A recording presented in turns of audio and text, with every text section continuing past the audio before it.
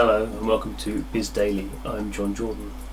So the news we're talking about today concerns a company called iDreamSky, which is one of the big Chinese publishers, and it's done a $10 million investment in a US company called Rumble Entertainment. So why is this interesting? So iDreamSky has been around for a number of years, and it kind of started life as a Chinese publisher of mobile games, and it had a couple of really big hits where it imported, localized, culturalized some Western games into China. So Fruit Ninja was the big game it did first of all, and then it also did Temple Run, and it's done hundreds of other games since then, but those are the two that really kind of put it on the map. And iDreamSky from that kind of start has built up very good relationships with the kind of the Android app stores that run about 80% of kind of China's mobile games market.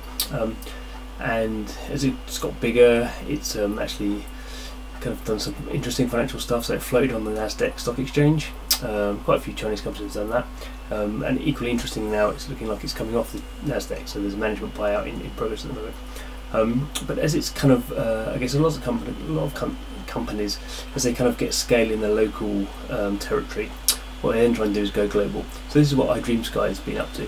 And this is why it's invested $10 million in Rumble. So Rumble itself is a startup, about kind of 2-3 years old, and it's actually had a kind of interesting life. So it had a very big seed round. So the seed round is the first investment round that a company does. It had a $15 million seed round, and then after that it did an A round of $17.5 million. So it's had a very large kind of investment base, over $30 million to begin with. And it's only released one game. It's called King's Road. It's got a couple of other games in soft launch, and what's interesting is the deal with iDreamSky is relative to the other rounds it's already done, small. So $10 million, obviously smaller than 15 and 17.5. And the Rumble guys have been quite kind of upfront about the fact that they've made some mistakes,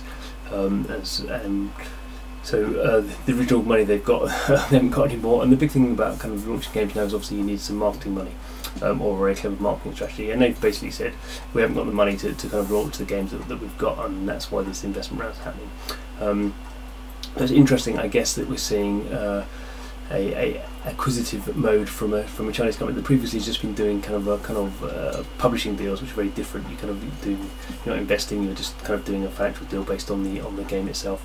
And now they're stepping up, becoming more of a global company. And obviously it's interesting to see. Obviously they must like the two games that Rumble has in soft launch at the moment. But as we're seeing at the moment, it's a maturing market, certainly in the West, and kind of core games finding it difficult to find an audience. So it's a bit of a bet, I suppose, from iDreamSky's point of view. $10 million in this scheme of things is not a large sum of money. We have to wait and see how Rumble's games come out and see if iDreamSky has made a clever deal or not.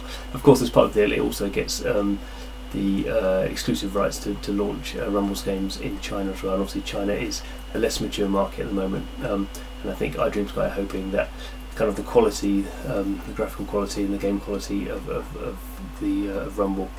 They're pretty experienced guys who set up the company, so to that degree they know how to make a good looking game.